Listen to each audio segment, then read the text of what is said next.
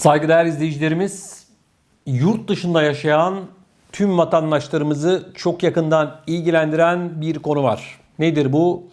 Yurt dışı emeklilikleri iptal ediliyor, alınan maaşlar da geriye isteniyor. Peki, kimlerin emekli maaşları kesilecek, kimlerin bugüne kadar almış oldukları emekli maaşları faiziyle beraber geriye alınacak? Değerli izleyicilerimiz, bildiğiniz üzere dünyada yurt dışında yaşayan vatandaşlarına emeklilik hakkı veren tek ülke Türkiye. 31 Ekim 2019 tarihine kadar vatandaşlarımız yaklaşık 60 ya da 70 bin lira civarında toplu bir para ödediklerinde kendilerine 2500 lira civarında bir emekli maaşı bağlanıyordu. Ancak bu tarihten sonra yeni çıkan yasayla beraber bu para şu anki güncel rakamlarla yaklaşık 470 bin liraya kadar çıktı. Eğer bir vatandaşımız yurt dışında yaşıyorsa ve Türkiye'den emekli olmak istiyorsa bugünün rakamlarıyla yaklaşık 475 bin lira civarında bir para ödemek zorunda. Yine 31 Ekim 2019'dan önce bu vatandaşlarımız SSK'dan emekli olurken yeni çıkan yasayla beraber bu vatandaşlarımız artık Bağkur'dan emekli olabiliyor. Yani geçmişte vatandaşlarımız yaklaşık 5500 gün civarında bir borçlanmaları halinde emekli olurken bu rakam günümüzde 9000 güne çıktı. 470 bin lira civarında para ödeyecek. Peki kaç para maaş alacak?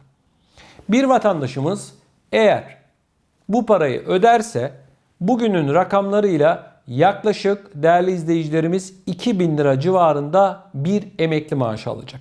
470 bin lira öde, karşılığında ise 2000 lira al. Yani euro olarak hesaplarsak 47 bin euro civarında bir para ödenecek. Karşılığında ise 200 euro maaş alınacak. Aslında yurt dışı emekliliği kaldırılmadı ama zorlaştırıldı. Aslında Türkçesi şu: yurt dışı emekliliği yapmayın diyorlar.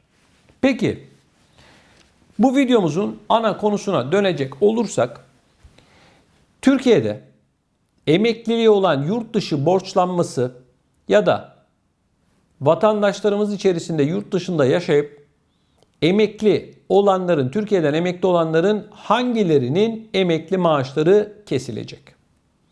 Saygıdeğer izleyicilerimiz, yurt dışında yaşayan pek çok vatandaşımız geçmişte eğer az önce anlattığım gibi toplu bir şekilde para ödediyse, yurt dışı emekliliği yaptıysa onları bir kenara koyuyorum.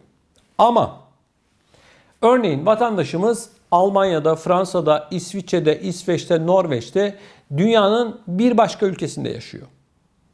Ama kendisini Türkiye'den bir iş yerinden, bir şirketten, bir çay ocağından, bir işte bakkaldan, manavdan tanıdığı vasıtasıyla bir yerden sigortalı gösterdiyse ve her ay kendisi de bu sigortalı göründüğü yere bu sigorta primini her ay gönderdiyse belli bir süre sonra da emekli olabiliyordu. Vatandaşın kendisi yurt dışında ama kendisi Türkiye'de çalışıyormuş gibi görünüyor. Zamanını, yaşını dolduruyor ve kişi emekli oluyor. Emekli maaşı bağlanıyor. Emekli maaşını tıkır tıkır her ay almaya başlıyor. Sonra Sosyal Güvenlik Kurumu'nun müfettişleri bir araştırma yapıyor ya da bir şikayet oluyor. Bu kişilerin aslında o tarihlerde Türkiye'de bulunmadığı ortaya çıkıyor. Ve bu kişilerin hemen emeklilikleri iptal ediliyor. Kendilerine mektup gidiyor. Bugüne kadar almış olduğunuz tüm emekli maaşını faiziyle beraber şu tarihe kadar bize getirin deniliyor. Şimdi vatandaş emekli olmuş, yıllar geçmiş, maaşını almış. Ve devlet eğer bu parayı ödemezse, Türkiye'de herhangi bir şekilde mal varlığı varsa bu mal varlığına el koyuyor ve parayı tahsil ediyor. Şimdi genellikle vatandaş emekli olduktan sonra böyle bir şeyin tabii ki başına geleceğini düşünmez. Ama sonrasında böyle bir mektup alınca durum değişiyor. Şimdi vatandaş da, gurbetçiler bana yazıyor bu tür durumda olan. Diyor ki ben diyor her ay sigorta primi ödedim diyor. Şimdi Türkiye'deki kanuna göre sigorta priminin ödenmesi yetmiyor. Sizin fiilen çalışıyor olmanız gerekiyor o iş yerinde. Yine bazı dolandırıcılar var Türkiye'de. Yurt dışında yaşayan vatandaşlarımızı sigortalı gösteriyorlar. Her ay vatandaşımız buraya parayı gönderiyor ama bu kişiler devlete primi ödemiyor. Şimdi yine Türkiye'deki kanunlara göre sigorta primini ödemenin sorumluluğu işverende, işçide değil. Sonra müfettişler bir bakıyor, bir sürü kişi burada sigortalı görünüyor ama sigorta primi ödemiyorlar. Sonra bir araştırıyorlar, çok var mesela. Ufacık 10 metrekare bir yerde adamlar 100 kişiyi sigortalı göstermiş. Yani şebeke bunlar. Vatandaştan, gurbetçiden her ay sigorta primini alıyor ama devlete ödemiyor. Ortaya çıkıyor. Şimdi sigorta primi başka bir boyut, emekli olup maaş almak başka bir boyut. Sigorta priminin sorumluluğu işverende ama emekli olduktan sonra o alınan maaşın sorumluluğu vatandaşta, yani emekli olan kişide. Bu ve benzeri konularla ilgili çok sayıda bize Emekli TV'nin Facebook hesabından çok sayıda mesaj geliyor. Peki vatandaş ne yapabilir? Onu biraz sonra anlatacağım. Bir de Türkiye'de bulunup emeklilikleri iptal edilenler, maaşları iptal edilenler var. Kimler onlar? Şimdi Türkiye'de bildiğiniz üzere öksüz maaşı ya da yetim maaşı denilen bir maaş var. Kız çocukları babalarından ya da annelerinden bir maaş kaldıysa bunu alabiliyorlar. Evlendikleri zaman da bu maaşlar kesiliyor. Türkiye'de bu yetim maaşını alabilmek için bazı hokkabazlar sahte boşanmalar yapıyorlar. Eşleriyle mahkemeye gidiyorlar, biz boşanmak istiyoruz diyorlar. Hakim de onları boşuyor ve bu kişiler, bu kadın gidiyor SGK'ya diyor ki ben diyor boşandım diyor, bana diyor yetim maaşı bağlayın. Kanunen devlet de bağlıyor. İşte bunlar içerisinde çoğu şikayetle olmak üzere bu kişilerin de tespitleri yapılıyor. Bunların maaşları kesiliyor değerli izleyicilerimiz. Bu ve benzeri durumda olan yüz binlerce kişinin olduğu biliniyor. Sosyal Güvenlik Kurumu'na özellikle şikayet olduğunda bunların araştırması yapılıyor. Eğer karı koca aynı evde yaşıyorsa özellikle onların hemen maaşı kesiliyor. O güne kadar almış oldukları tüm maaş da faiziyle beraber geriye isteniyor.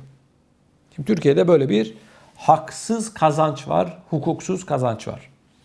Şimdi vatandaşın, tabii yurt dışında yaşayan vatandaşın temel sorunlarından bir tanesi bu işin nasıl çözüleceği. Öncelikle şunu söyleyeyim, bakın. Ben bu konuyla ilgili Emekli TV'nin Facebook hesabından çok sayıda paylaşım yapıyorum. Bizi Emekli TV'nin Facebook hesabından mutlaka takip edin. Bu konularla ilgili sorularınızı da bizi Facebook'tan takip ettikten sonra bize yazabilirsiniz. Evet, Emekli TV Facebook'a yazdığınızda direkt çıkıyor zaten. Şimdi arkadaşlar, şunun bilinmesi lazım. Türkiye'de bulunmayıp yurt dışında yaşayan ama Türkiye'de çalışıyormuş gibi gönderenlerin emekli maaşları kesilir. Kanun bunu söylüyor. Ama vatandaş bana diyor ki, kardeşim diyor, bu diyor parayla ilgili bir şey değil mi? Ben parayı her ay ödedim diyor. Hayır arkadaşlar. Kanun böyle söylemiyor. Diyor ki çalışacak. Çalışmazsa biz ona emekli maaşı bağlamıyoruz diyor. Kanun bunu söylüyor. Ben söylemiyorum. Sizin araştırmanız yapılırken de çok kolay. Pasaport giriş çıkışlarınıza bakıyorlar. Bu tarihlerde bu adam Türkiye'de mi değil mi? Değilse zaten şüpheli koda düşüyor. Yani şüpheli duruma düşüyor. Sizi çağırıyorlar. Diyorlar ki siz hayırdır burada değilsiniz ama kendinizi işte sigortalı göstermişsiniz. Hangi iş yerinde çalışıyorsunuz? Adresi ne? Kaç para maaş alıyorsunuz? Maaşınız bankaya mı yatıyordu diye sorular soruyor müfettişler. Sizler cevap veremediğiniz için de direkt otomatikman emekliliğiniz iptal ediliyor. O güne kadar almış olduğunuz maaş da kesiliyor. Basitçe bu. Peki bu işten bir kurtulma yolu, maaşı tekrar bağlatma yolu var mı? Bakın, Ben sosyal medyada görüyorum. Bazıları çıkıp gelin biz sizin maaşlarınızı tekrar bağlatırız. Gelin şunu yaparız, gelin bunu yaparız diye yayınlar yapıyorlar. Öncelikle şunu söyleyeyim. Paranızı sakın ola ki hiç kimseye kaptırmayın. YouTube'da çok görüyorum. İsim vermek istemiyorum. Kimler olduğunu biliyorum. Dikkat edin. Bu bir. İkincisi, bakın. Bu ve benzeri konularla ilgili açılan davalar var. Vatandaş dava açıyor. Avukata dünya kadar para ödüyor. Eğer siz o tarihlerde Türkiye'de değilseniz mahkemede bu davayı kaybedeceksiniz. Evet. Çünkü pasaport giriş çıkışlarınız, gümrük giriş çıkışlarınız isteniyor. Bakıyorlar. Evet bu tarihlerde burada değilmiş diyorlar. Mahkeme sizin aleyhinize sonuçlanıyor. Yani bir çıkış yolu yok. Tek bir çıkış yolu var arkadaşlar. Bu yurt dışında yaşayan vatandaşlarımızın emekliliklerinin iptaliyle ilgili. Tek bir çıkış yolu var. O da şu. Bu konuyla ilgili bir af çıkmadıktan sonra bu işten kurtuluş yok. Sadece af çıkacak. Bununla ilgili şu anda Ankara'da son durum nedir? Bir af çıkacak mı? Çıkması halinde kimleri kapsayacak? Yurt dışında yaşayan ve emekli maaşı kesilen ya da kesilme ihtimali olan vatandaşlarımızın mutlak surette Emekli TV'yi çok yakından takip etmelerini rica ediyorum. Önümüzdeki günlerde bu konuyla ilgili özel bir video yapacağız, özel bir yayın yapacağız. Aynı zamanda Emekli TV'yi Facebook'tan takip etmenizi rica ediyorum. Oradan da bu konuyla ilgili gelişmeleri size sıcağı sıcağına aktaracağım. Sizlerin bu ve benzeri durumda olan vatandaşlarımızın soruları varsa Facebook üzerinden bana sorabilirler ya da bu videonun altına yorum olarak yazabilirler. Ben bunların hepsini tek tek okuyorum. Saygıdeğer izleyicilerimiz, bakın. Sizi bir konuda uyarmak istiyorum. YouTube'da, sosyal medyada çok görüyorum. Birileri gurbetçi vatandaşlarımızın parasını alabilmek için danışmanlık adı altında bir sürü hokkabazlık yapıyorlar. Aman sakın ola ki kimseye paranızı kaptırmayın. Hiçbir şekilde biz şunu yaparız, yok şunu hallederiz, şu maaşı bağlarız gibi söylemlere itibar etmeyin. Çok sayıda mağdur olan vatandaşımız var, ben biliyorum, bizzat biliyorum. Bu vatandaşlarımızı dolandıranları da biliyorum ben. İsimlerini vermiyorum. Uyarıyorum sizi. Diyorum ki kimseye paranızı kaptırmayın. İşini dürüst yapanlara asla bir sözümüz yok. Onlar başımızın üzerinde yeri var onların. Ama ben hokkabazlara söylüyorum. Dikkat edin. Dikkat edin, dikkat edin. Bazı avukatlar var. Bunları çok iyi biliyorum. Bazı meslek grupları da var. Şimdi söylemiyorum ama şunu unutmayın. Her iyinin yanında kötü de var. Çürük elmalar da mevcut. O nedenle sizden rica ediyorum. Lütfen paranızı kimseye kaptırmayın. Siz bilirsiniz. İşte Türkiye'de mal varlığınızı gizliyoruz. İşte otomatik finansal bilgi paylaşımıyla Türkiye'deki paranız yaşamış olduğunuz ülkeye bildirilmez gibi vesaire gibi açıklamalar yapıyorlar. Sakın ola ki paranızı kaptırmayın. Çok mağdur olursunuz. Benden söylemesi.